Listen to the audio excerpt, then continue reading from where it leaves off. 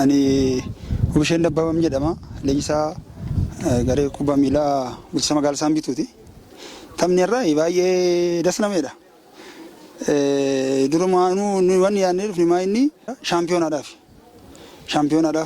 taphanna. Hin injifannee dhufne akka yaadne hin taane nutti ulfaate. Garuu hin injifannee dhufne poointii 3 fudhannee kan dhufne poointii 3 fudhanneerra. Nuti tapha dheengadda taphannee Diksiis injifanneerraa jijjiirra ijoollee 4 goonee kan seenne. Ijoollota duraan gaafas beestii ta'an namsa 4 beenchirra keenyeeti kan kaane. Isaanuma san immoo jijjiirreeti wixxeetii kana kan arganne.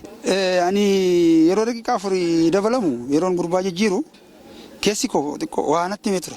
Maaliif waa jijjiiramuu danda'a waan jedhu yaadeeni kan jijjiire. Innis immoo akka carraa ta'ee na milkaa'eera.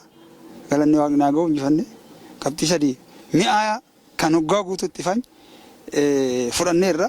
Tana dura immoo osoo waliin taphatin dabarre waan ta'eef marsaa dura amma argannee mo'achuun keenya injifannoo dachaadhaan jedhee. Iccitiin milkaa'ina keenya tokkummaadha.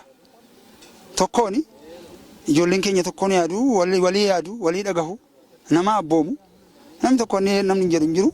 Ijoollee jeeqan ijoollee xiqqoo ijoollee taphattoota keessaa amala gaarii ta'an mul'isan nama 3 geggeessineerra.